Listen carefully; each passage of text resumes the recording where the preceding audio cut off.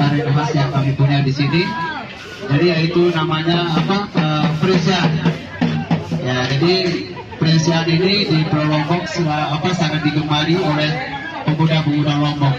Jadi dulu pada zaman kerajaan Presian ini untuk mengadu ketangkasan para prajurit.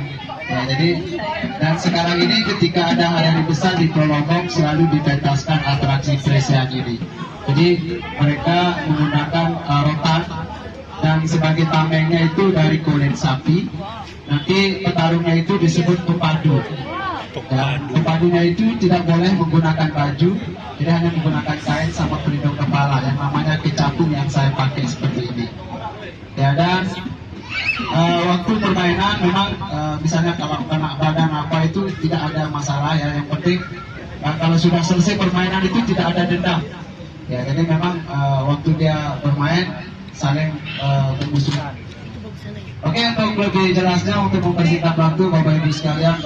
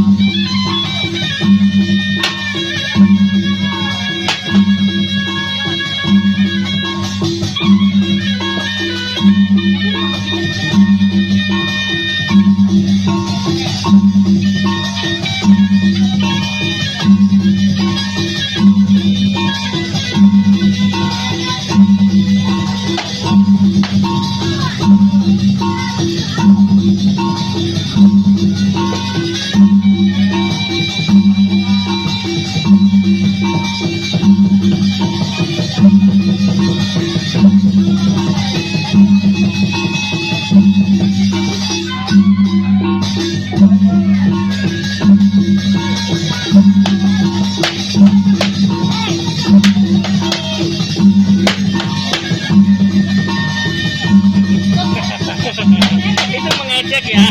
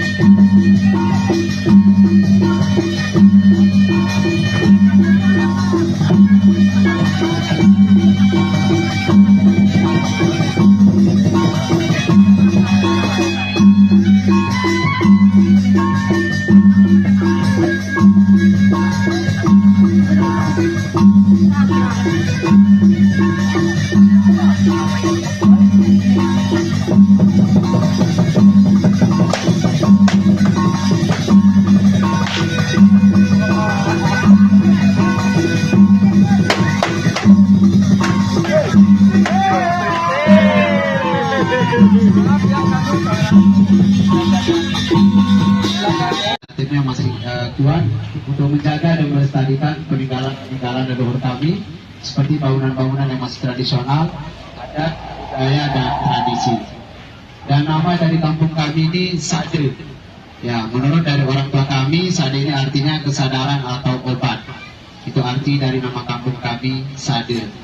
Sedangkan jumlah bangunan rumah ada 150 dengan luas kampung 2 hektar. Dan begitu juga jumlah kepala keluarga, 150 kakak. Dan kami yang tinggal dari 150 kakak ada 700-an orang yang tinggal di kampung ini. Nah, tapi selama 15 generasi sekarang sudah ada pemekaran. Ya, sekarang ini lahannya sudah penuh. Jadi ketika ada keluarga baru, mereka harus keluar di induknya. Tapi yang mewarisi rumah di sini anak laki yang paling kecil. Ya, anak laki bungsu yang mewarisi rumah dari orang tua. Dan masyarakat di sini sejauh ini belum ada yang menikah dengan orang luar. Jadi dominan menikahnya masih dengan sepupu pisan atau kerabat sendiri. Ya, tapi di sini kami tidak ada larangan untuk menikah dengan orang luar. Jadi sejauh ini belum ada. Nah, karena kalau kami ngambil garis di luar dari kampung kami ini, ada istilahnya saling tagih menagih. Jadi ada tagihan dari orang tua yang perempuan.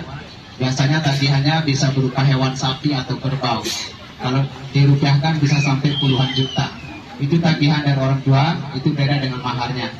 Nah, tapi kalau dengan sepupu pisan tidak ada semacam tagihan, jadi hanya bayar mahar, dan maharnya juga semampu dari pihak laki-laki untuk memberi mas kawin ke perempuan. Ya, jadi tidak pakai hewan sapi atau kerbau. Dan di sini kalau menikah tradisi kami tidak boleh dilamar, jadi tidak ada istilah pertunangan.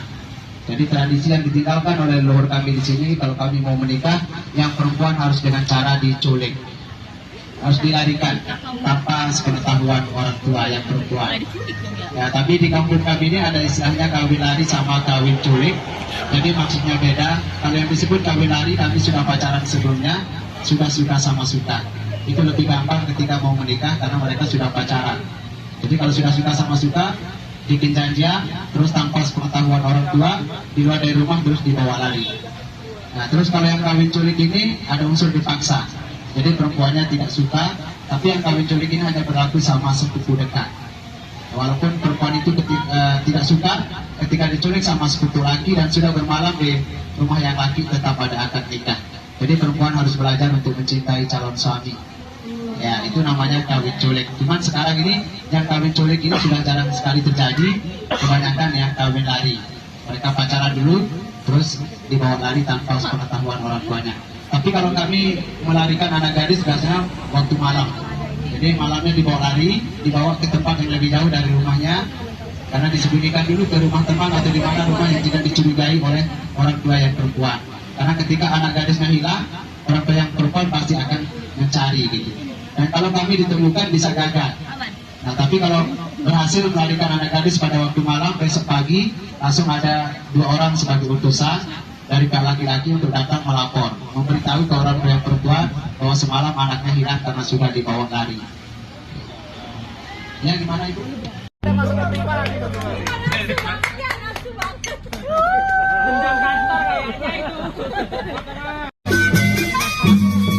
Lepas baju.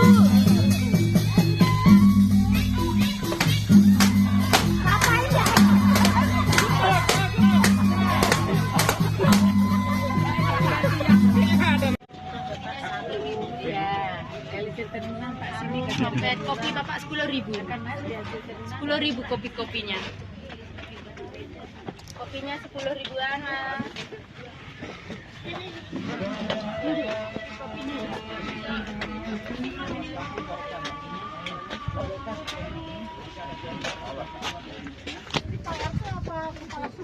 Kami di sini jeruk liang namanya. Jeruk liang itu sebagai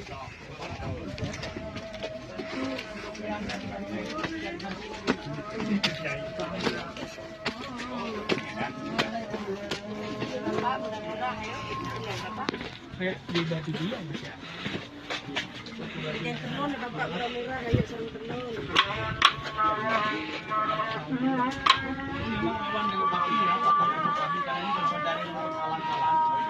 Ini alhamdulillah tidak pernah terjadi kebakaran. Dan kalau tahannya ini bisa. Dan itu kalau hujannya lebat, hujan deras dia tidak tembus. Jadi kami hanya pakai alang-alang, tapi dianyam dulu alang-alangnya. Baru ikat. Cara. Tapi kami kalau ada yang ganti atap rumah gotong royong. Silakan rombongan dari PKK kita langsung bisa lihat salah satu rumah warga di sini. Rendah depan ya, supaya kita ketika masuk ke dalam sebelumnya merunduk, menghormati pemiliknya. Walaupun kita nggak bilang permisi, kalau kita masuk ke dalam kita sudah hormat. Dan ini fondasi rumahnya tidak pakai semen. Ini hanya tanah liat yang dicampur dengan sekam padi. Dan sekali seminggu kami ambil kotoran sapi yang basah. Tapi rumahnya ini sudah retak ya. Ini sudah retak, sudah kelihatan debu. Paling tidak ini besok pagi sudah mulai dipel. Kepingin boleh, karena besok pagi sudah mau dipel, pakai aja sepatu ya. Saya izinkan, ini rumah saudara saya. Karena ini sudah mau dipel ini soalnya. Boleh silakan boleh. Ini sudah mau dipel ini. Paling besok pagi sudah mau dipel. Dan di ruangan depan di ruangan situ ya, dalamnya itu ada 2 kamar. Itu buat anak gadisnya sama dapur sekaligus tempat melahirkan. Nah di ruangan depan ini tempat tidur orang tua sekaligus tempat menerima tamu. Tapi masyarakat di sini sejauh ini belum ada yang pakai kasur. Tidurnya hanya menggunakan alas tikar. Nah terus kalau anak gadis tidak boleh tidur di ruangan depan, karena anak gadis itu benar-benar dijaga. Karena tradisi kami kalau mau nikah diculik, jadi anak gadis kami jaga. Tapi kalau kami yang mau nikah, biasanya kalau mau bawa lari anak gadis itu, nunggu anak gadisnya ketika keluar mandi atau ngambil air minum. Karena di dalam tidak ada tempat mandi, jadi mandinya di tempat umum. Iya biasanya kami kalau mau nikah itu janjiannya di sumur gitu. Ya. Nah kalau di dalam itu ruangannya anak gadis itu tidak boleh ada jendela. Karena kalau dibuat jendela di situ, orang tuanya mengira anak gadisnya cepat diculik lewat jendela. Bagi yang mau lihat ke dalam, silakan bisa langsung masuk, saya bisa temani. Jadi dapur juga di dalam ya. Ayo, yang mau lihat langsung. Posisi.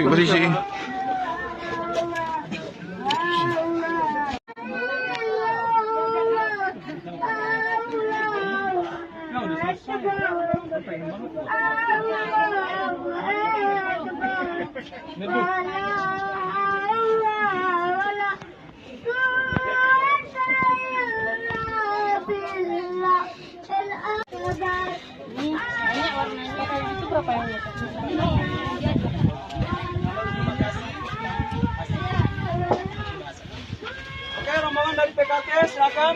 Makan Bapak oleh-oleh.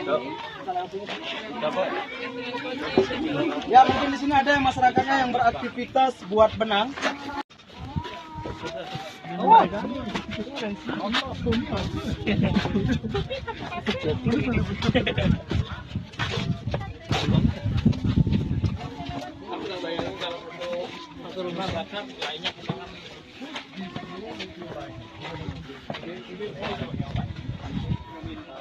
Ya ini lagi mintal benang, cuman bolehnya mau coba itu.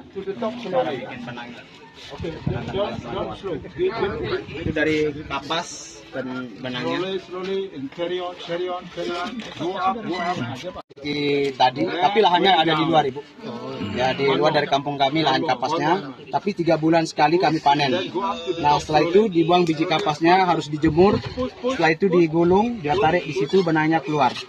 Nah, cuman ini bulenya lagi coba ini. Nanti kalau yang sudah jadi benang bentuknya seperti ini. Dan warnanya pakai warna alam. Jadi kami tidak menggunakan bahan kimia. Ya. Ya, bisa lihat cara mintalnya? Beda. Kalau kapu itu pohonnya keluar kayak gini. Tapi kalau benangnya putus, Bapak Ibu bisa perhatikan. Kalau putus ya, cara nyambungkan benangnya ditempel aja di kapasnya, benangnya menyatu lagi. Wow, magic.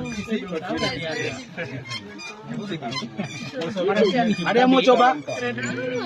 Mau coba? Mau. Silakan bakarnya gini mbak, maaf. Telunjuknya maaf. Nah gitu, nah. Oke, masanya dikumpulin. Tarik lagi kapasnya, coba sambil diputar terus, tarik kapasnya. Malah tadi putar, jangan ragu mutarkan alatnya itu. Dia fokus kan biar gak putus. Ya. Berhasil. Oke. Kayaknya bisa yang dijadikan buat sholat kayak gini satu kain tentunya bisa 2 minggu. Nah kalau yang soket bisa 1 kain 1 bulan. Nah kalau yang kayak gini, jadi mau kayak gini 1 kain bisa selesai dalam 3 minggu. Dari sini ya. Kuncinya pakai mesin juga tidak masalah. Warna tidak bakalan luntur. Kalau warna coklat kayak gini ngambilnya dari serabut kelapa. Warna hijau dari daun kecipir, birunya dari daun nila. Merah itu dari kulit kayu. Oke,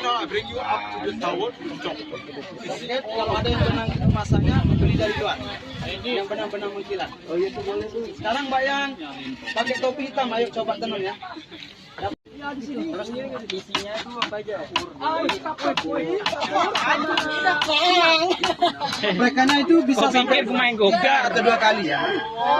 Ayunkan 2-3 kali. Nah, jadi kan kayak gini, maaf. Permisi ya. Nah, ini tadi sudah dimasukin benangnya. Benangnya dibongkokkan ke depan. Nah, alatnya dikeluarin, Mbak, pakai tangan kanannya. Nah, masukin lagi nanti alatnya di celahnya itu. Oke, lepas di tangan kirinya dikeprek seperti tadi. Keprek kayak tadi, Mbak. Ya. Itu sudah. Itu baru 1 garis. Ini benangnya dimasukin dari sini sampai sebelah sampai sana. Sampai sana. Oke, lepas, taruh. Kayak seperti tadi. Langsung nih yang mau culik ya. Oke, sekarang disatukan alatnya itu. Alatnya dikeluarin lagi, Mbak. Dikeluarin lagi, kayunya itu dikeluarin. Itu masukin lagi alatnya. Emang perlu kesabaran tinggi ya guys. 40. Agak ke belakang, Mbak, biar tidak terlalu kendor ini. Duduknya agak ke belakang, biar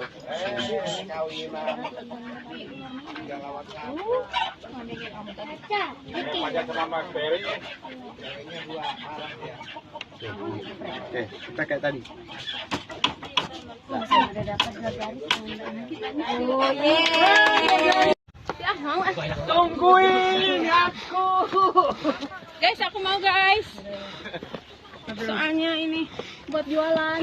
Apa nih? Buat jualan lagi. Biar Kemenhub nanti berangkat lagi duduk selesai.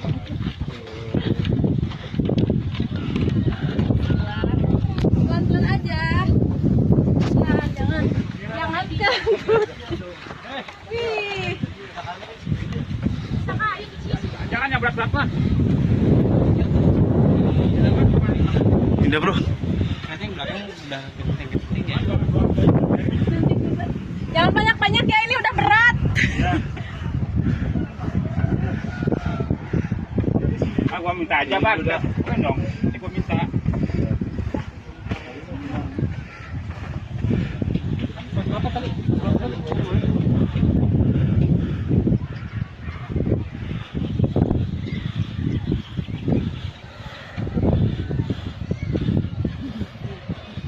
Gimana ya bikin kontennya? Ada yang Kita goyangin dulu.